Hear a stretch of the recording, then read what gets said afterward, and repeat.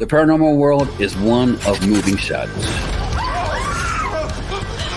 Strange figures hidden just out of sight.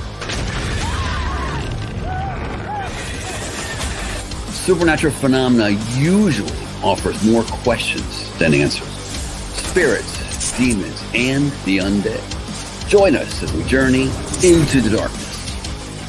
With researchers, investigators, psychics, or mediums, each one getting us one step closer to the truth. I'm Sean Wagner, and these are the Paranormal Files. Hey everyone, good evening. Welcome to Paranormal Files Into Darkness. I am your host, Sean Wagner. With me, as always, my co-host, Michael Purcell. How you doing, Michael? Good, John. How have you been? It's been a while. Oh, yeah, it has been a while. Yeah. I'm doing pretty good. Still fighting a little bit of a cold, just like a lot of people, certainly. Well, yeah, it seems like knock on wood, I haven't got it, but Gwen got it, and I think she's still finally just getting over it. Still has a little bit of that sinus stuff, but it's been weeks. Yeah. That's mostly what I am. I sound a lot worse than I really am. All right. We also have some exciting news about the future of the paranormal for this channel and on Facebook. And I know I said this last episode, but actually this next week, I do expect that I will have the first episode of This Week in the Paranormal up and running. I only have a little bit more to do on YouTube to have it fully ready. Also, we will keep, so again, next week, Thursday at 7 p.m., I will have a new show called This Week in Paranormal up, in which we'll play clips and talk about reality of the clips as well. Always a topic I like. We'll get more into that as the episodes, as the weeks go by. I also do plan on trying to keep Paranormal Files going and try to keep it alternating about every other Thursday. And have Thursday night be like a paranormal night at the CARC. So here we go. That's the plans. I'm going to try to keep up best that I can as well, certainly. All right, now for our guest. Our guest is someone who, well, I really like his philosophy in the paranormal. He's somewhat skeptical. Not everything is paranormal. I like that because there's no way everything's paranormal that people want to make paranormal. But to talk more about him, he's a gifted clairvoyant medium and psychic paranormal investigator from Shreveport, Louisiana. Like I said, although he believes in the paranormal, he does keep a skeptic stance on it as well. He has a history of incredibly gifted psychics in his family at the very early age of 12. He knew he was gifted himself. He even began doing readings for others. He also embraces his Native American family heritage with every reading. He respectfully approaches his Native ancestors and asks for assistance and guidance. His upbeat personality and southern style has made him one of the most recognized leaders within the paranormal and metaphysical community. His style, unlike most psychics, is straightforward and honest. He explains everything to you in ways you can understand. He also believes that honesty is the best policy, and a little bit of edginess never hurt either. Absolutely agree. Couldn't agree more. His website is DakotaLawrence.com. Obviously, our guest is Dakota Lawrence. How you doing, Dakota? I'm doing good. How are y'all? Doing great. It's been so long since I've done one of these. I'm like, okay, I've got this, But you message me, you're like, I want to do it. I'm like, all right, fine. Normally, I want to say, yeah. No. But for some reason, I kept you. I don't know why I kept you, Sean, but I did. I just well, I want to say, like I said, we greatly appreciate it. Thank you for coming on. Oh, 100%. I'm glad to be here. I am. It's cool to be back in the radio seat. I was doing AM FM radio here in Shreveport for a few years. Mm-hmm. And, I love AM FM radio, but Lord knows I've got a mouth on me. So I was always doing those shows knowing how regulated we were. I'm like, if I drop an F-bomb, it's a $500,000 fine. So I always would do those interviews with the most puckered asshole you could imagine. Because I'm like, if I screw up one time, it's over. And I'm infamous for being so free speeched and speaking my mind, and sometimes the best and the worst of ways, that it's nice to be in a situation to where if I have a boo-boo, I don't have to worry about a fine, Encouraged and welcome. Yeah. Yeah, Yeah, the FCC will reach out and get you. Mm-hmm. And they put me on live, which I know that we're live, but on regulated radio, me live, I'm like, guys, y'all didn't read the bio, Yeah, you can say all the words here with us, but yeah. Good. I'll make note of that. I will. Certainly. And by the way, we have some early comments. Hello to all, and also hello to you. Thank you. And E3 Contest. What's up, Dakota? What's up? That's my buddy Scott and his wife, Nicole. Great couple. They run a convention up in Uncasville at the Mohegan Sun. Mm-hmm. And it's a really fun convention that they put together. It's all it's a big TCG convention and all that, because away from the paranormal, I always joke, I run a talent booking agency now. Okay. So I book actors into convention appearances and autograph signings. So I say that I work in Hollywood for sanity, which gives you an idea how the career can go. Yeah. But that's a great, if y'all are up there in the Uncasville area, they've got a show coming up in June and then another in November. And they're really fun shows, And plus at the Mohegan Suns, you can go gamble some and have a good time. I'm going to say, that's what I was thinking. Is that up in, in Wilkes-Barre, Pennsylvania? No. And I will actually be in Williamsburg, Pennsylvania, April 6th through the 8th for Scares That Cares presents AuthorCon 3. Mm-hmm. I'll be doing my group gallery reading there. And Scares That Cares is a charity event. They raise money every year for a breast cancer survivor, a burn victim, and a sick child. And they raise money for the families. And I'm at that point in my career now to where I'm grateful for what I've been given. And so to be able to go up there and perform and raise money for that charity, it just makes me feel good. Oh, it sounds awesome. It sounds like a nice charity too. I know. We got too sappy. We haven't had enough drink yet to be this sappy. Yes. That's right. And we're just about to get there. We had some early comments, so I went to the comments first. All right. One moment here. All right. So if you can help us out, please feel free to give us a like and a share on Facebook, or a thumbs up, subscribe, hit the bell to be notified on YouTube. And thank you. Any questions on them again, please put them all capital letters. And it is that time that Dakota's referring to.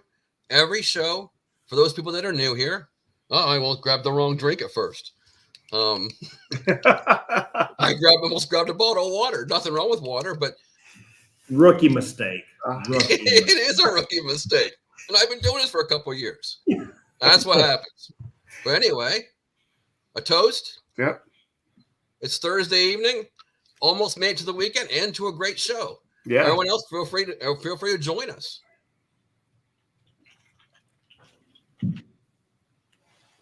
I thought you were going to chug that Yuengling for the toast. I'm like, my man. I'm going to shut it. I can't do that. It's nice being 30 minutes away from where they brew it up in Pottsville. Oh, yeah, you are close. Yeah. Yeah. We just got that beer back here a few years ago, and like everybody was freaking out that Yuengling was coming back. Actually, it's Voodoo Ranger. I saw that.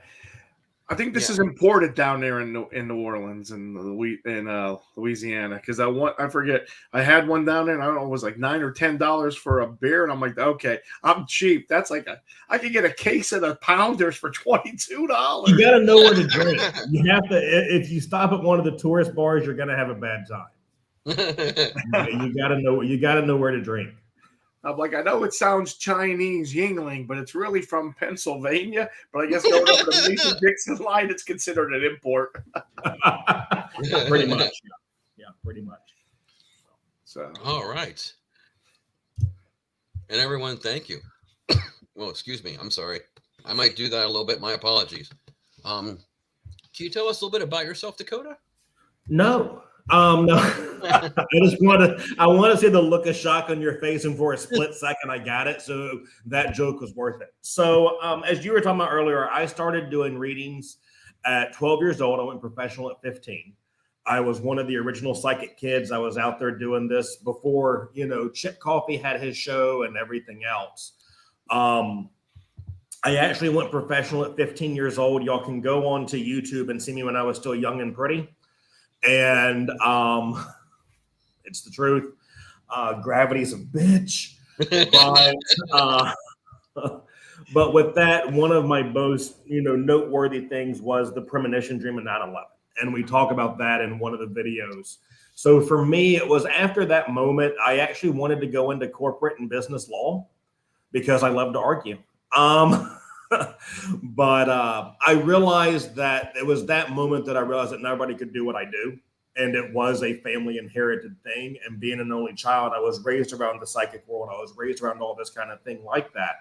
So that was my big aha moment, was not everybody can do this. And that's why I want to do it. I always have said that this is not a career to get rich in, because you don't get rich in it. But it's one of those things that I look at my life now. I'm 37 years old, and it has been an incredible, and this sounds so sappy now, but after 22 years, you get kind of sappy. It's been an incredible journey. It really has, and I mean, it's just, you emailing me out of the blue and things like that take place. I'm like, okay, wow. Like, yeah, I did this. It's kind of cool. Nice. I haven't had enough alcohol to be this sappy. You told me to drink. I've only had like that much. We're going to start sitting around a campfire singing Kumbaya or something next, I was like, yeah. Well, I just looked around at, actually, I'll be honest, looked around at people that were going to conferences and that. I took like a screenshot of conference people, and that's how I reached out to you. Yeah, because I think you had contacted me right after the Booth Brothers event. No, not Booth Brothers, Kling Brothers. Sorry, oops. This is only going to be recorded forever, Dakota. It's no big deal. But I did the Kling Brothers event earlier this year, and that was to raise money for the Special Olympics. And that was a fun event. It was right outside San Antonio. Don't ask me what city it's in, because I've already forgotten. I know I'm a horrible human. But that was a cool little area there too. And it was cool, just like I said, getting to go back. It's fun. It's nice to hear a lot of charities people are doing charity work for others, and that's a different side, of the paranormal. For me, I'm very grateful to have a successful career as a booking agent now. And I'm really grateful for that. But it's gotten to the point now that my partner and I, we bought a house back in 2021. We're restoring a 1920s Craftsman, which has been a feat, because you put two gays in the same room and choose paint colors, and it's going to be a battle. It's the truth. But yeah, I loved how for a second they're like, am I supposed to laugh at that or not? You can, it's just my trauma. It's no big deal. But I'm at the point now, in my career, and I'm super grateful for this, to where being able to just do the things that I want to do. And I never realized how freeing that was until I just said, screw it. I'm going to do what I want to do and not care. And COVID also sat me on my ass for a year and a half. And I realized that was a big wake up call for me. I was actually doing a show at Sam's Town in Vegas. And I was the last person in Vegas to be able to have a show go. And then they came in that Sunday and said, hey, you're done. And I'm like, my show's over at 4. Can we just go ahead and call it good? And they went ahead and let us do it. So I actually got to watch Las Vegas shut down. Which I'm a big horror movie guy. That's where my fandom is in horror. So watching Vegas shut down, I was looking for the hot demon guy and some Levi's, like The Stand, and I didn't see him, and I was greatly disappointed in that. But having to be around myself during COVID, I always say that there's nothing worse than keeping your own company. And I realized, because it's one of those things that, it got so polarizing, but I'm a big history nerd as well. And when you look back at, the yellow fever pandemic, which wiped out almost a third of our population here in Shreveport, and you go back to the bubonic plagues and all of that, we were so fortunate in today's society having, because if you look at the bubonic plague, this is totally a random off the wall story, but you have me on your show. So you should have done your research. But it was how much, they had just had the famine go through there. And that was, some people were more malnourished from that's what, kind of amplified the deaths of the bubonic. And realizing that, COVID sadly did get super political, which I didn't like that portion of it. But realizing that, us as a human race aren't, we're not this infallible top species, that COVID made me kind of sit down and realize, hey, nothing's promised. And I so eloquently said, because, the convention career was done and doing reading shows was done, was that I felt like I got Me Too'd and I didn't get to go and see a hot boy with abs. Not making fun of the Me Too victims, of course. But, that 18 months was just a reprioritizing, so it's been cool ever since, though. So for me, my main thing, I'm doing 2 events this year as scares. I've got Williamsburg coming up, and then I'm going to be in St. Louis, I believe the first weekend of October. And then I'm working on a few others now too. But for me, it's just, doing what I want to do at this point. Sounds liberating. That's very good. Yeah. We got some other comments that have come in. First of all, we got to go back a little bit. Rachel likes the beer. And Martha says, I'm psychic, born that way. She also said hello a little bit ago. I think I had that one come across. And then Andrea says, what's the most difficult part about doing gallery readings? Oh, that's a great question. So as we talked about, I'm an old queen now. I've been doing this for 22 years. So for me, I've always said that the day that I don't get nervous before I go on stage is the day that I'm retiring. So I still get nervous. As far as the most nerve-wracking part of doing a gallery reading, if you're in a one-on-one session and you screw up, it happens. I can have a group of 20, 40, 60, 100, doesn't matter. I always am so afraid of just completely nosediving, because I could give the most incredible sessions, but that one that I totally just completely F up on is the one that I'm like, everybody's going to remember that one. So I'm always so nervous at just totally just effing it up for one person. So I think that that's probably, yay, anxiety. But I think that that's probably the most nerve-wracking thing. I love being on stage. I know that comes as a shock to both of y'all already. But I have always enjoyed being on stage. But that's probably the most nerve-wracking part, is that if you screw up, it's not with one person, it's with a whole room full of people. Yeah, I can see that being a little bit of a fear. I would certainly have that. But it also makes me, I don't want to say like I don't try my one-on-one sessions, but the group readings for me are also the most energizing, because, my shows, I really don't like other mediums that just sit there and they drone on and it's just death and depression and blah, blah, blah. That I interject my own comedy and my own sense of humor in everything that I do. So I strive for my shows to be fun. And, for me with the group sessions, like I say, it's so much fun because you get that interaction with the crowd. You get that vibe with the crowd. That's the part that I love the most. All right. And also, Rachel also wants you to tell us about your raccoons and snake. So, you love me. You really love me.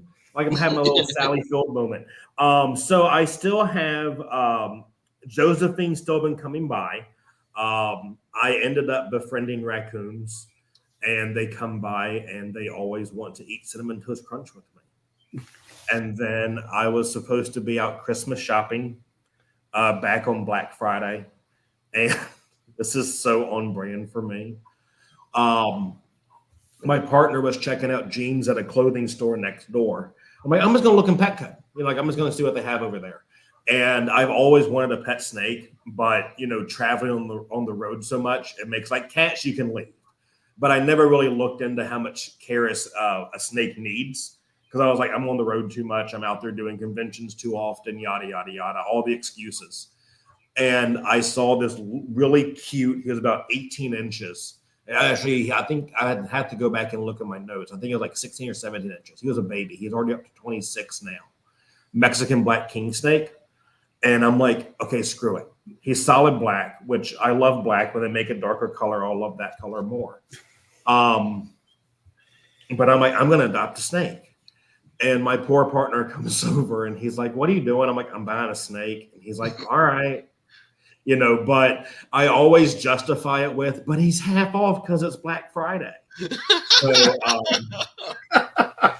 you know, I spent $500 on the damn cage and doing all of the stuff for him, but I justified it because the snake was $250, but he was on sale for $125. And I actually named him Apophis, which is after the Egyptian god of chaos.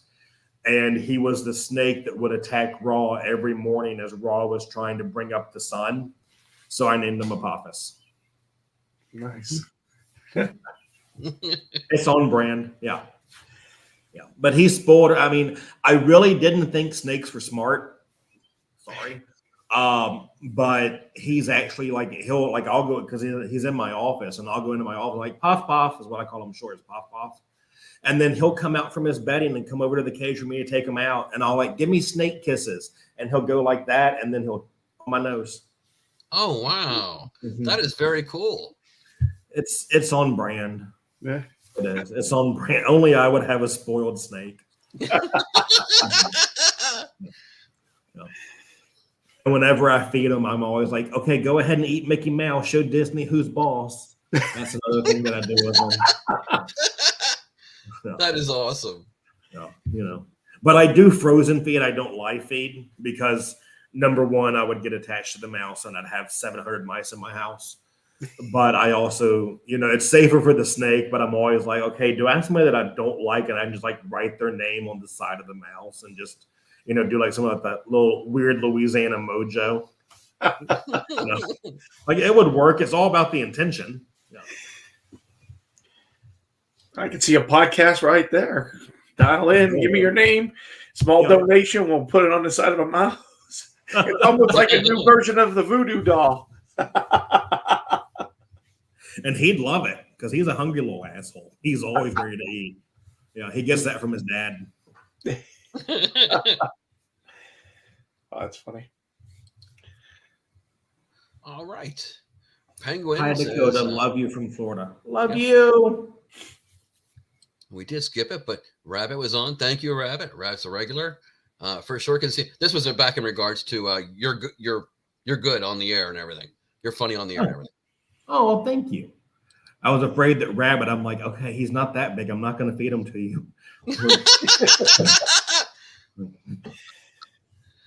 It's got to roll with it, right? Absolutely. That was good.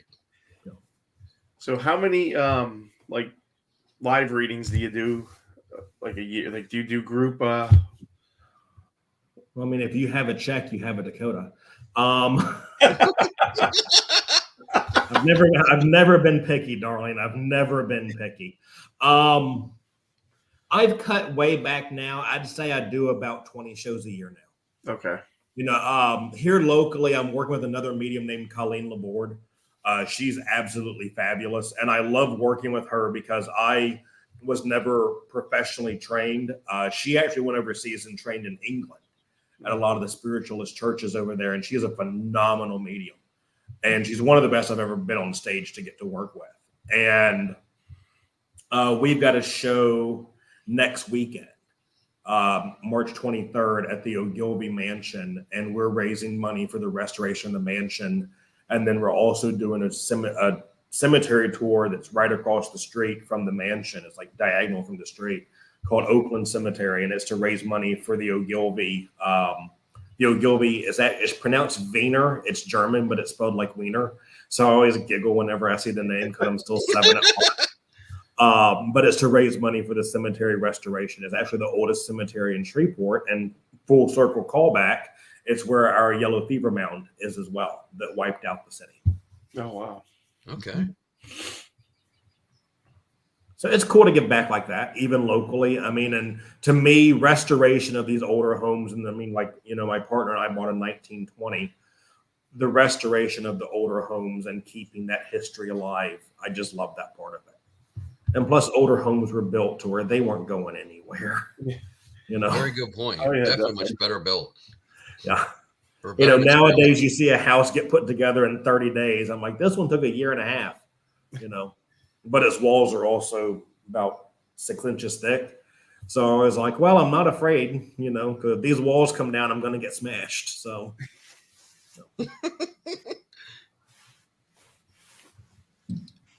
Okay, Rachel. Oh, I'm shit, not I sure forgot of the about whole that. thing. I will, yeah, oops. And then I will be in Jefferson, Texas in a couple weeks at HHL. God, way to promote, Dakota. It's 20 years of doing this. It's kind of just all blurs together. And this will actually be my first show in Texas with Colleen. So I'm looking forward to that. And that'll be in Jefferson, Texas, which is an adorable little town in Texas. So I'm looking forward to that one.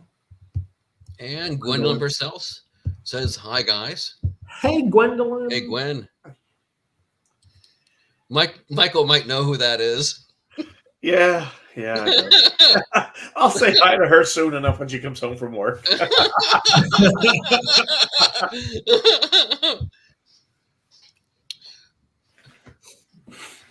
Can you tell us how you like tap into your Native American heritage now when you do the? 100%. Oh yeah, great question. So for me, I'm a big believer. You hear a lot of mediums talk about spirit guides and things like that. I'm a big believer in past lives, but I also believe that our ancestors and our lost loved ones can also guide us, you know, through whatever we're going through, and calling upon them from the other side to just kind of assist you and guide you. With that, I believe that that's some of the most powerful energy that you can call down upon, is asking them to come down for you. You know, really, when you look at, like I said, I'm 6th generation Shreveport. And, you know, so much of our culture is intertwined with family. And, you know, and you have your generational homes. You know, I mean, I grew up with my grandmother, my mom, and myself. So for me, I've always approached that when it comes to working with your lost loved ones, and when it comes to asking for guidance, that asking them for that assistance and help is truly the most powerful way to be guided through it. You know, it's just asking. And like I said, it's a simple request. And it's one of those things that you don't have to have any air quotes psychic ability, and you don't have to have anything like that to do that. It's simply calling on your lost loved one saying, hey, I need some guidance here. Hey, I need some direction here. You know, I always tell a story during one of my shows, if y'all want to hear it. Sure. Absolutely. When I lost my grandmother, I come from a family of only children, because when this is the first thing that comes out, you stop while you're ahead. And that was a joke, Sean. I caught that, Dakota. I'm glad you caught it. Sean was just sitting there looking at me, just deadpan. Just Sean had turned off on me. I'm like, I okay, was. wow. I guess I was temporarily not paying complete attention. Yeah, I'm glad you appreciate my story time, asshole. So, I'm At sorry. least one host is listening. I got you. That's why I have 2. tough crowd tonight. So I do come from a family of only children. So when I lost my grandmother, I always joked that was my last virginity card that I had left, because I had never dealt with death prior to that. And I'll shorten down the story for the sake of us being on air. But people always ask me when you know, we see the readings done on TV, we see all those things like that, and I'll go ahead and ruin TV magic for you. Those readings are set up in advance, because you have release forms, there's so many things like that, to where the way that they're actually done, because I'm the king of dead TV pilots. So if you ever want to kill a project that you want to be on, just hire me and it'll get axed in no time. Is they'll go and they'll say, okay, hey, this person wants to talk to you. They've lost their mother. Then that's when the real reading of everything starts. But they're all preempted like that, because you got the release forms, you got to do all those things like that. But, you know, spirit does come uninvited for me. in 2 places. And I'll tell you about the second one here in a second. But the first one is in the shower, because water, from a scientific standpoint, water is the universal conduit of energy. So when I lost my grandmother, it was April 5th of 2013 that I lost her. That night I went to bed and I woke up the next morning and I'm like, okay, I'm a total fraud, because if anybody should have talked to me, it should have been her. And I'm like, did I just have an edge on schizophrenia? Like, what the hell's going on here? Kind of a thing. And then it comes, and then, mom was falling apart because that was her mother. And it was such a huge loss for the family. It was a third of the family was gone at that point from her loss. And we go to the cemetery and we go to the funeral home, and it comes time to pick out caskets. And I end up going to the bathroom for a minute because I could feel myself breaking down. And I knew if I broke down in front of my mother, it would be game over, kind of a thing, because I was having to be strong for her. And I go to the bathroom. Okay, while I'm in here, I'm going to go ahead and pee real quick. And right in the middle of it, I hear my grandmother's voice clear as day say to me, earth tone. And I thought to myself, number one, what the hell does earth tone mean? And number two, did my ghost grandmother just see my dick? Which is a logical concern. You can laugh at that one, Sean. You can. You're like, can I laugh? I'm like, yeah, you can laugh. You didn't know if it was your turn yet. You're like, this is my moment. Like, yeah, that's your moment. That's where you can get to laugh. And then I went back to my mom, and we start going, and there was a casket called Emerald Green. And I'll just, keeping the story short, because it's about a 10-minute story I tell in my show. It wasn't emerald. It was a very kiwi colored green. And my grandmother had very set terms on what she wanted her funeral to be, which was very low key, graveside services. She didn't want the expensive casket. She didn't want anything like that. And when it came time to go over there and pick the casket, we saw the emerald, thought it would be perfect. And it wasn't. And we start pacing around the room, trying to find the perfect, this is the last thing you can do for your loved ones. And we come back to the emerald green, and I look above it, and the casket's name was Earth Tone. So I always say that she picked out her casket. So for us, I always say that our loved ones are around us and our loved ones are present with us. It's not that you're going to have a full conversation. It's not that you're going to have some big, Gettysburg, the Gettysburg Address that Lincoln did, kind of a conversation. It's going to be a word or two, or, having that little memory trigger that you weren't looking for. And that's their way of checking in to say, hey, I'm still here. Yeah, that certainly makes Damn it, I got deep again. Sorry, guys. It's like, just say funny shit, Dakota. You're better when you do that. No, it was really good. Here, wait 1 second here. To the comments. Yeah. Save me. Help me get this train back on track. We're about halfway. We're just going to take a quick, 10-second break here. Here we go. That's his way of saying I'm getting dropped off the show, guys. I almost hit the button completely, and I held on to it because I was waiting for you to finish what you were going to say. We'll be back in just in about literally 11 seconds. You're watching Paranormal Files Into the Darkness on CARC Universal. Thank you. And of course, we're back. I'm still here. I know, it's amazing. I wanted to just duck down out of my chair so bad just then, but I couldn't do it. I want to just not be here whenever y'all came back. Or put a post-it over your camera and be like, it's a black screen. It's like, oh, he's gone. But I don't know, Sean. I don't know about your 11 seconds, but that was pretty darn quick. Well, that's what it says. That's what she said. 11 seconds. Yeah, that's why I said we'll be back in 11 seconds. It's not quite a break, really. I mean, most people exaggerate in feet and inches. You just I'll go an hour. Well, if that's an hour, you'll go 30 seconds. Absolutely. He's a professional. Untrained.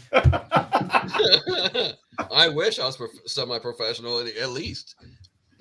Not in radio. It doesn't pay enough. Trust me. Well, that's true. I mean, I can only imagine because even radio was never that great of money for the most part, was it?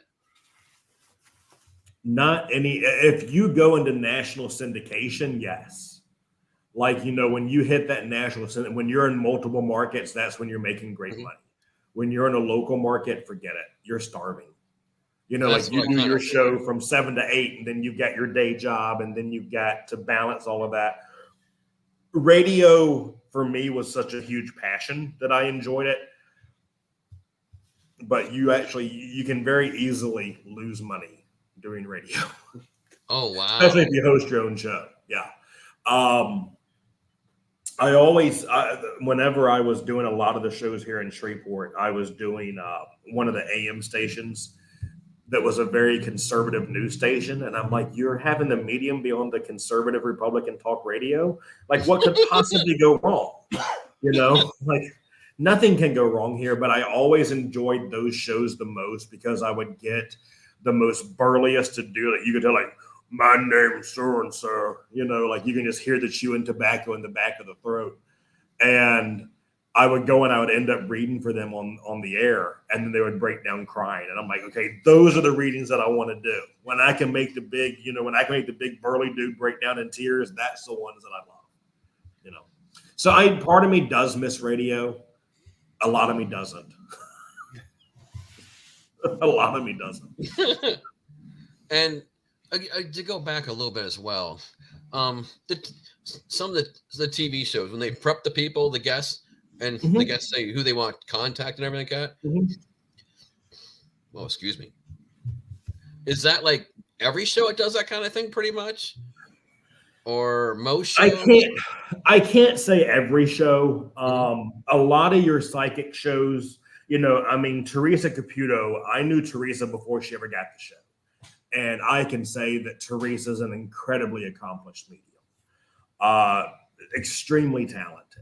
But a lot of it, like I said, it's not that they know information going in. It's going to be, hey, you're going to read for that guy over there.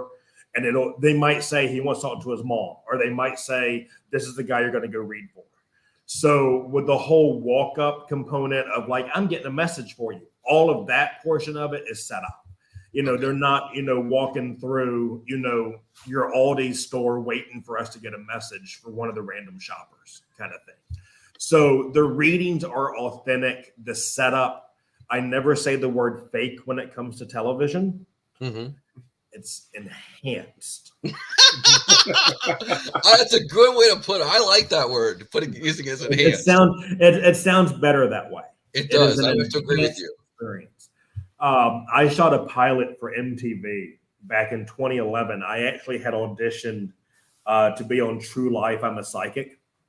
And I never knew how to take this. And that said, you're already doing everything, so we can't put you on True Life.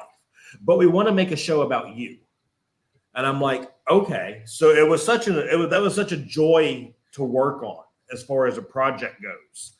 And by the time they got done editing the show, they had followed me around, and my grandmother was still with us at the time. This was 2010, 2011, from sizzle to pilot. And when we shot the first 2 episodes, they followed me around for like 2 weeks, and it was me just doing readings constantly. And by the time it was done in the edit, and I'm still friends with my editor, a decade later. And by the time they were done with the edit, they had taken the best readings. They had taken the best moments. They had taken the best of everything. That I'm like, holy shit, I want to get a reading from that guy. And I'm like, oh, wait, it's me. They took the best parts. But the reason why my show got killed was they had a CEO change. And basically a way to, have big dick energy. He killed every project that the old CEO had greenlit. And my show was one of them. No. Yep. So the show that replaced me was a show called MTV Caged that only lasted for 1 season. I would have gotten renewed. I'm not bitter still. I just haven't let it go. Yeah. Any upcoming projects by chance? No, I'm old and jaded now. It's 22 years of this shit, Sean. I'm tired. You know, I'm too fat for TV now. So until I go and get some Ozempic, that's not going to happen. That was a joke, you jerk. You're like, really, you know, it's like it's like, yeah, the original Psychic Kid. We've got him on our show. It's like an episode of VH1. Where are they now? I like you more, man. I do. Sean's an ass. But really, at this point, he was concerned about your diabetes when you said Ozempic. No, it's not the diabetes. It's the I just want to lose the weight and I'm too lazy to get off my fat ass and go walk. I walked in a refrigerator. I'll walk for my next cup of coffee. I'll walk for my next cocktail. That's about it. But at this point, I really am thinking about sitting down and writing a book. I want to write. I have two ideas in my head, and I've been talking about this for years. Is I either want to write a horror, air quotes, fiction book it's going to be based on a true event. I either want to do that, or I actually want to write a book about, sorry, there's a motorcycle going by. Somebody is super loud motorcycle, so sorry about that. Either that, or I actually want to write a book about, the grief component from a mediumship perspective. From losing my grandmother, which was a monumental loss in my life, but also just kind of talking about how to prepare for that. So it's a guide from, my perspective, from doing this work, but also so the person that is living, that is going to be in hospice care or is facing terminal illness can read the book and get something, but also have the book be for the family to have something too. I'm just so damn neurodivergent and I don't have the time to write, but I really want to do that. I do. And I want to name the book Earth Tone from my grandmother and the story that I told y'all. That'd be very nice. That is. That's. We also have some other comments. Midnight Madness said hello. Hello, Midnight Madness. And Rachel has a question. Do you believe everyone has a Claire? I'm not sure what the Claire reference is. So it's the clairvoyant, clairsentient, claircognizant. This has always been my hot button take on it. Is we've got a lot of fancy freaking names for what I do: mediumship, clairvoyancy. People that can do automatic writing, people that do scrying. At the end of the day, what a psychic is able to do is understand and perceive energy. It's all of this. So I think that everyone has intuition. Do I think that everyone can go and naturally do what I do? I think that if it's your life path, it's your life path, if that makes sense. Not everybody's born with the voice of Whitney Houston. I always give that example. So for me, I think everybody is intuitive. I think everybody is psychic, because it's a natural, innate animal sense. We as human beings forget that we are animals, and you can go and you can watch how the animals will go and react before a storm comes in. You'll see the animals take shelter. You'll see them. This is before we even have the dark skies showing. So that the animal is sensing the energetic change. You'll see the horses put themselves up in the barn or go into the stables or things like that. And I always say, a storm's going to be bad when the birds quit singing. Y'all are going to be like, okay, I'm going to listen for that next time. But it's true. When the birds quit singing, the storm will be bad. So for me, psychic ability is something that we all possess. It's just a matter of us being quiet, shutting up, and listening to it. That makes sense. Yeah. Also, Penguin. And if you don't know Dakota, that's why he's loved. I'm one of a kind. Some days it's good, some days it's bad. And also, Penguin, yes, grief book. I need to do it. I actually, last year when I did AuthorCon, I was talking to an author that puts together the event. His name's Brian Keene. Super great guy. And I told Brian, I'm like, dude, I got writer's block. Like, I know what I want to do. I know what direction I want to go in, but I can't write it. And he said, stop trying to write chapter 1. And that was just a moment for me. He's like, it's not about you writing from start to finish. He goes, sit down, be quiet, and write. Then put the book together. I need to do it. I'm just a stubborn old bitch now. Well, it makes sense to do it like as things are coming to you. When you feel like, when you're like hot, so to speak, that's when you do it. I'm always hot, baby. Come on, look at me. I knew he was setting you up for something there. You knew better. You knew better. Yep. You know, it's like we haven't been on here for 45 minutes already. That's a good point. You know, if you leave the slightest low-hanging fruit, I'm gonna grab it. I'm going. Oh my. Yeah, but I mean, but that is a good point. It's writing as it, and that's the one thing for me is I'm a big proponent, and I've always used, you know, what platform I do have for mental health awareness, and especially for men's mental health awareness, because that's something that we still have a difficult time talking about, you know, as men, because I mean, I was born in 86, so I'm still from that generation of boys don't cry.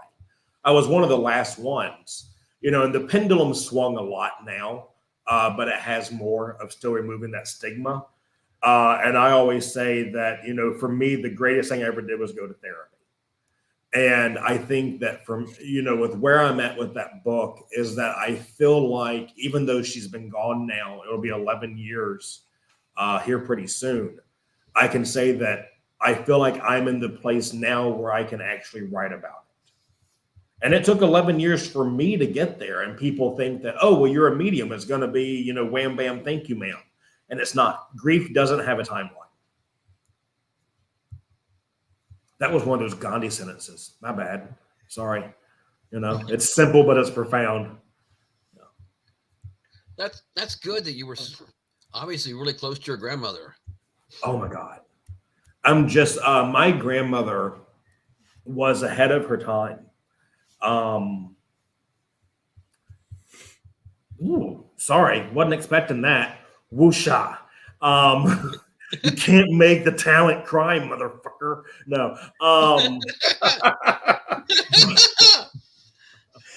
Let's take an 11-second. Hey, let's take an 11-second break. Yeah, let's take an 11-second break now. But I'm able to talk about her now, and it's very healing for me. But of course, she was born in 1931 during the Great Depression. So, you know, she came in having a rough life. Her husband, my grandfather, was a suicide when my mom was 15. So the woman lived a very challenged life. But back when, you know, being in the South and segregation, she actually helped organize one of the first sit-ins at a diner here to actually fight against segregation. And whenever she was, you know, and of course, her being an older woman from a different time, you know, it was, you know, most people, you know, grandmothers are very set in their ways. I mean, she was a very religious woman, but she loved everyone. And I was the first person, she was the first person that I came out to. And whenever I told her, and her exact response, and this will tell you where I get it from, was, no shit, I knew it when you were 7, when you cried because you didn't get Cher's greatest hits CD.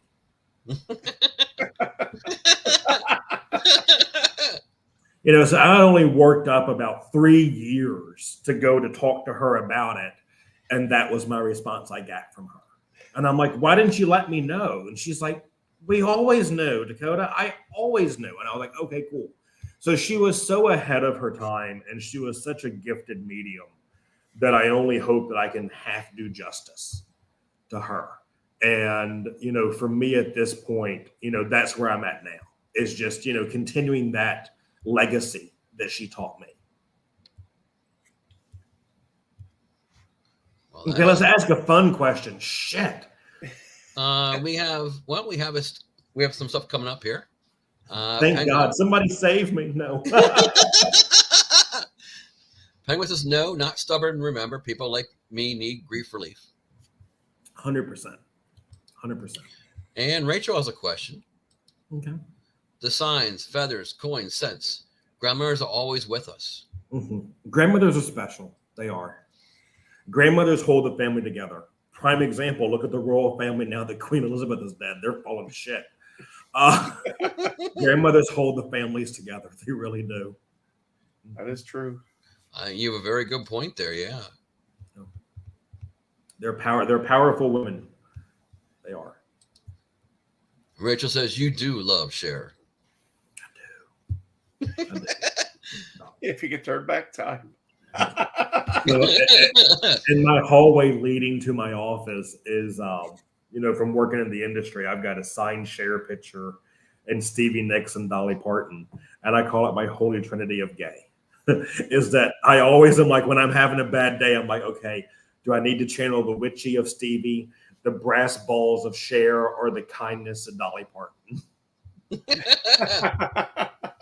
Hey, it helps. Yeah. Colleen and I and my partner and her husband, we went to go see Stevie in New Orleans on her newest tour a couple weeks back. And Stevie's vocals now, she sounds phenomenal. She does. And she's 73 now. Wow. I'm going to say, yeah, she's no spring chicken anymore. Yeah. And that was the best I've heard Stevie in years. Because now, are you in Pennsylvania? Yes. She's She's actually going to be coming nearby me. Yeah, she's going to be in Hershey. Yep. Oh, yeah. Oh, you know that even. Go. Yeah. That's only that's less than an hour away from me. Yeah, Okay. a little about an hour and 20 for me. You need to go see her. The thing I love about Stevie, and you don't see this in many concerts, is, when she's telling a story, you'll have an audience of 13,000 people. Nobody's making a sound. You don't have that one drunk asshole that's wooing. You don't have any of that. It's one of those things that when she just starts talking and sharing, you will never see an arena full of people be that quiet. Ever. I guess that's very true. Mm-hmm. And plus, she's the white witch. Come on, we gotta go. You got to go support the Stevie. That's a good point. Yes. When she comes out, I was actually proud of myself. The first time I saw her, I cried the entire concert. Well, it's Stevie. Come on, she's she's the goddess of rock and roll. Where Cher's just the goddess. Period. But this last time, I only cried when she did Soldier's Girl, which was, my partner is 23 years Army. She did Soldier's Girl. I choked up on that when she did a song about New Orleans and Hurricane Katrina. I only cried twice. And of course, she brings out her original Belladonna shawl and she does the Stevie Nicks twirl. And, it's a full gay orgasm when we all see that. It's just, oh my God. We all start crying and just shit and glitter everywhere. It's the whole thing. Yeah. Actually, I am gonna geek out here a little bit, I guess. I subscribe to YouTube Music, and I was in the top 5% in 2023 of playing Stevie Nicks songs. Good job. Thank you. Good choice. Good choice. But I like a lot of her unknown music. I'm trying to think of the album name. I think it's Across the Universe. Oh God, what is it? Great storyteller, Dakota. But it was one of her albums that she dropped in the early 2000s. And it's really cool and earthy and spiritual and all Stevie Nicks. But it didn't get that much radio play. And before Christine McVie passed away, Fleetwood Mac actually came out and said, we're not doing more music because of the cost that it takes to actually produce and put out a record with the streaming platforms now, that it's not cost beneficial anymore. I can see that. They can't. It's got to be hard to make a lot of money on it now. Because you don't have to buy the records or CDs. No. And I mean, and me working, I always say living the alternative lifestyle and working as a psychic. I've got a lot of friends that are artists and musicians. And I always say, that kind of lifestyle, that it's so important now more than ever to support your local musicians, to support your local artists, to support your local arts, period. Because with AI moving in and that, and that aspect coming forward and the streaming platforms for music, it's a scary time for, all of those that work in, I don't want to consider myself an entertainer, but all of us that work in that field, because most of my friends are artists and photographers and musicians. And when you look at AI, they could easily be replaced. It's scary to think about. Oh, definitely true. Mm-hmm. All right. And Penguin, another comment. That is a great lesson for everyone. Put that on a shirt.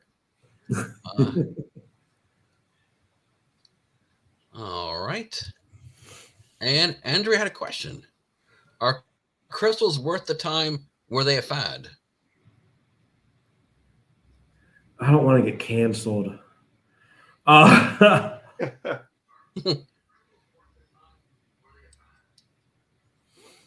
I'm trying to find the best way to put this. I don't think that crystals are a fad. I think fad. I think that crystals do have a natural earth energy to them because they're produced by the earth. There's an undeniable energetic component when it comes to crystals and when it comes to that kind of work. But I think at the same time, the power that you give something is the power that it has for you. To where if you hold a hematite, which is supposed to help ground your energy, but you have no faith in it, it's not going to do it for you. A rose quartz with gentle love, a lapis lazuli for, psychic ability. We can make a whole list of them. That I think that those are conduits towards the goal, but I don't think they're going to magically do it for you. Does that make sense? I think so. I always say the greatest curse you can ever put on someone is to believe that they're cursed. That's a good point. It's the power of the mind. Mm-hmm. If you think about it and hear about it, it's always going to be in the back of your mind, regardless of whether it's real or not. Exactly. It's you wake up and you stub your toe. It's not because, you were a dumbass and you stubbed your toe. It's because that's the curse. And then every little bad thing that you have that happens is that's the curse. That's the curse. It's like Benny in the Mummy movies. It's the curse. It's the curse. And he would always scream that it was the curse. But it's one of those things that you manifest, you give it power. And I think that with stones and crystals, it's a lot of the same way, that it's what we give power to is how we're able to have it work. But do I think that crystals hold an energy? 100%. Because they're created by the earth. So there's going to be an energetic component to it. That makes sense. Also, Gwen had her statement. Being a witch, she would love to see Stevie Nicks. So that's for you, Michael. Would be awesome. So, okay, Gwendolyn, listen, just whenever you get home, just say, look, go and flash them and say, if you ever want to see these again, take me to Stevie Nicks. You're welcome. Thanks, Dakota. She just came home when you were saying that. So all of a sudden, if you get really rad off camera, I'm going to know that she listened to my advice. I do what I can. I'm a peacemaker. What can I say? There you go. Thank you. Yeah, you're welcome. Yeah. I'm totally going to do that. Yep. Perfect. Gwendolyn, I am proud of you. I'm still waiting, by the way, because I gave her a big set of. She's on a crew. She's on Iris on Saturday, and I do Toth on Sunday before 5 Tuesday. And I got her a big set of beads from when I got from the float, and I said, "Don't worry, I'm gonna have to see those puppies later." It's been a month, still waiting to see those puppies. Because you didn't get her Stevie Nicks tickets. The answer was Stevie Nicks tickets. I guess. Screw big beads, Stevie Nicks tickets. You straight men. We have to teach y'all everything. Holy shit. Yeah.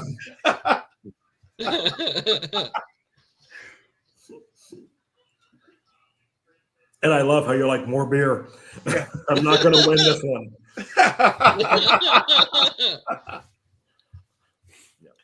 Oh, this has been a great show.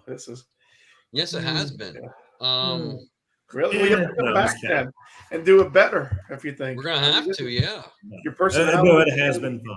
100%. Yeah, it's been great. Thank you so much. Well, I have a thank lot you. of material I haven't even gotten to. Speed round. Like flashcards. Yeah. It's Speaking of Flash, I'm waiting. you're gonna be like, oh, it's gonna be like old Rose on Titanic. The next time I come on, you're like, Dakota, it's been 84 years. Nah, well, we'd love to have you back again, but we'd also love to have you back when you write your book, because I would love to get a copy. So Well, thank you. that'd be I need, like I said, I'm starting to feel myself get to that space. Yeah. The biggest thing now is time management, which is something that I will be the first one to admit I suck at. We should always admit our faults, and that's one that I am not good at. I'm not. As we close out and everything, why don't you tell us about your upcoming appearances? Again. 100%. So if you're in the Shreveport area, March 23rd, I will be doing an event with Colleen Laborde. That will be at the Ogilvy Wiener Mansion here in Shreveport. It's a fundraiser for the mansion as well as the Oakland Cemetery. You'll also be able to take a tour of Oakland Cemetery, which is Shreveport's oldest cemetery. It also is the place of the largest burial mound from our yellow fever epidemic that came through here back in 1873. And then the first weekend of April, I got my dates confused. I'll be with Colleen in Jefferson, Texas at History, Haunts, and Legends. And then the 18th through the 20th, I will be in Williamsburg, Virginia at Scares That Cares AuthorCon. That will be a fundraiser for, of course, the Scares That Cares charity. And then the first weekend of October, I will be in St. Louis at AuthorCon 4. The best way to get a hold of me and follow up with what I'm doing, where I'm going, where I'm going to be is, of course, Facebook. And just literally search my name. It's Dakota Lawrence, Shreveport, Louisiana, and my hair looks totally flawless in that profile pic. That's why it's still my profile pic. Yeah. All right. And we did have a second question come in. Okay. Rachel wants to know, how do you know if love is real? Because Cher said so. No. Came full circle there. There's always life after love.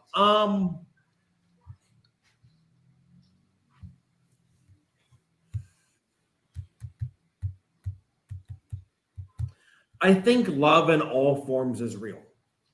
I think that the hour that we've spent together laughing and enjoying each other's company is a form of love. I know that y'all are both wondering if that makes you gay now, and the answer is yes. But I believe that love comes in many forms. I believe that love, it can also be fleeting. I always say that it doesn't matter if it's a business relationship, if it is a personal relationship, or if it's a love relationship, that all love is meant to be, but not all love is meant to be forever. So I think that for us, as we fall in love and as we find our partners and our friendships and our business partners, that all of those connections are real. But it's only a matter of finding out in that time, are they real for the long term, or are they here to teach us a lesson? So I think that if it's a love that lasts 6 weeks, it's to prepare you for the next time. It's a love that lasts for 20 years, then that's what it's supposed to be. But I think that love comes in many forms. We just miss it. I love y'all. No. I love you guys. It's a bonding moment. Yeah. Kumbaya, guys. Hands. Come on, Sean. Come on, do it. Let's forget that part of the screen's there. He's not going to hold hands. But I really do. I mean, it sounds sappy, but I think that to me, that really is when we're sharing our energy and we're able to laugh and enjoy each other's company. That is a form of love. That is a form of energy exchange that I think it's so vital, especially in today's climate, is to be able to just be with one another and laugh and have a good time. Absolutely. And that's what I strive to bring now. Is to escape the day-to-day, BS now. Yeah, it's that makes sense. Culture is definitely. I cannot believe the world we're. on my way out, but I can't believe the world we're in. It's just, it's crazy. You know, I always say that, you know, people talk about wanting to make the world be a better place. If you want to make the world be a better place, be the person you want the world to be.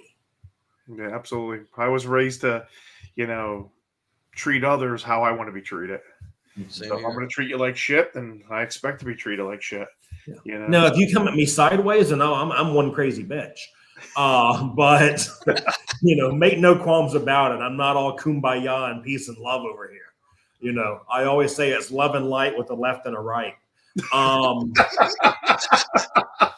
There's a t-shirt too, you know, but yep. I think that the energies that we project, and if we live our life by the example we want the world to be, if we influence one person and that person influences another person, it starts with a casual and domino effect. And to turn off the frickin' television. Absolutely. Yeah. Turn it off, you know, and don't take social media seriously. Absolutely. I agree. Couldn't agree more. Yep. And Rachel with all the hearts.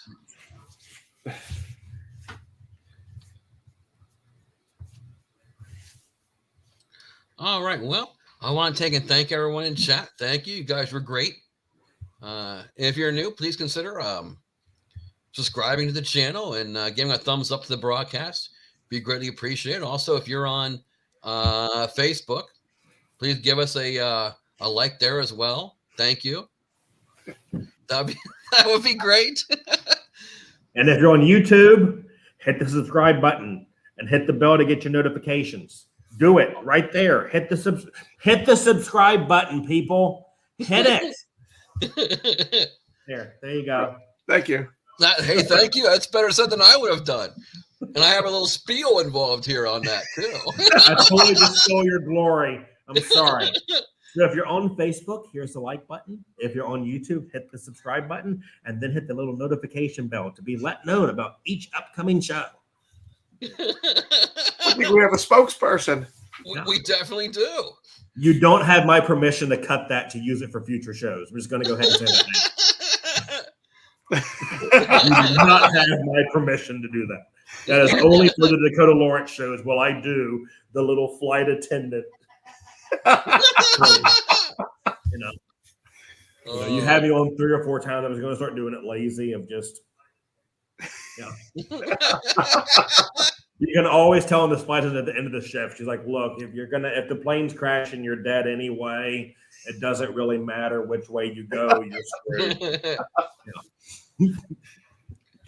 But honestly, I want to thank you guys so much for having me on tonight and for hosting me to be able to talk to you and also be able to share with your listeners some of my thoughts and my opinions on stuff.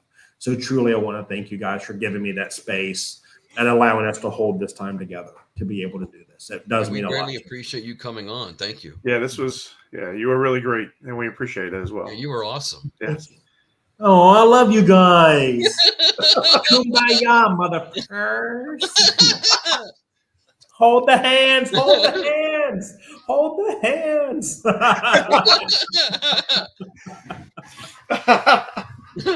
Thank you guys so much. I really appreciate it. Hey, thank you. Also, right, Michael, anything to add? Not much, but with the crazy missus who I've yet to see boobs, by the way. I'm still looking at the doorway. I don't know. I don't think she's getting tickets, but now season's coming up so that'll be interesting. We're on the cuffs of Bigfoot season. So yes, your busy season is about to begin. Yeah, March 30th in Hermitage, PA, and then we're booked probably crazy this year. Let me ask, would Bigfoot trump Stevie? Well, I'd have to see because I'm looking. When Dakota was saying May 20th, I would love to have gone down there, to meet you and see that, because I think that's a great benefit that you guys are having. No, it's April 20th, not May 20th. Oh, April. Oh, hey, okay. I think that's the weekend. April. I got my I got my 4s and 5s correct. I must have too much. You got your 420 wrong. I was thinking 5. Oh, wait. No, I screwed it up too. It's April 12th to the 14th. I'm a professional. 12th and 14th. All right. We're going to be in Hamlet, North Carolina that weekend for Encounter Fest. But, yeah. I'll be back. All right. Hey, well, we're going to be back in New Orleans next year. I'm going to have to drive over to Shreveport if it's not too far. I'm thinking about going down for Mardi Gras next year to New Orleans, but I'm not sure if there's enough alcohol for that. Is it a road trip or when you get there? I mean, yes. Yes. Yes. 55-gallon drums in the back of the trunk or a pickup truck with a couple, tubes running in. Yeah. Little Yeti cooler in between. Yeah. Well, Gwen was going to buy them herself, the tickets herself. And she goes Bigfoot and Stevie.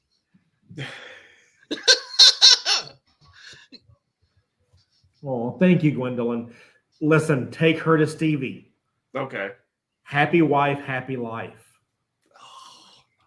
I've got to teach the heteros everything. No, I can write to happy husband. Period. I can relate to I can't happy wife, say happy what I life being want to divorced. say on recorded. YouTube lasts forever, buddy. So I can't. I look back at some of these interviews. I'm like, shit, that's embarrassing. I did not think that through. Yeah. No, so I'm not going to flub up like that again. Sorry if you heard the fire siren a moment ago. I hope no one heard that. No, I was too busy laughing. Sorry. That's what I got your house on fire. That's good. So we just see him running out now of just flames bursting through the windows. It's too good of a show to quit. I gotta finish it. I'll be here till the router goes down. It'll be like a jacked up Titanic instead of the boiler room. It's gonna be lasting until your router burns down. All right, I'm going to leave you guys because I want to keep on going. I don't want to keep on interrupting y'all's closing. So on that note, again, thank you guys so much for having me. Buy your wife the Stevie Nicks tickets. Don't be a stingy bastard. And again, thank you guys so much for having me, truly. Thank you. Hey, all right, thank good you. night, And y'all. Rachel says Yeti in a 12-pack. Yeah, Yeti in a 12-pack. A 12-pack, that's called a starter. That's breakfast, probably, right? Yeah. You know, it can't be day drinking if you don't start in the morning. Come on. That's right. All right, gentlemen, y'all have a wonderful evening, and thank you again for having me on. You as well. You too. Thank you. All right, if you good want night, to, y'all. With everything. Feel free to hang out to backstage. Do you have anything else to add by chance? I know we went through a lot, but just in case there's anything else to add. You had me for an hour and 12 minutes. I agreed to an hour. I want to go eat my damn pizza. I'm sick of y'all, okay? I want to go. I'm not coming back from backstage again. There's no fucking encore. This isn't a concert. I'm out. Listeners, thank you for having me. The flashlight lights. Bring back Dakota. Bring back Dakota. There is no comeback here. This is not a share tour. I'm not doing a comeback. This is my official farewell. I'll see y'all next time. On that note, good night. Leave me alone. Goodbye.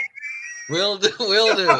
Holy hell, he just left. I thought maybe he was kidding on that part. No, he's out. That's all. He was awesome, though. Yes. Well, he was awesome. Well, and we're gonna take it and head on ourselves. Actually. Yes. Thank you, everybody. Yes, thank you, everyone, for tuning in. We appreciate you guys all. And have a good night. This has been a CARC Universal production.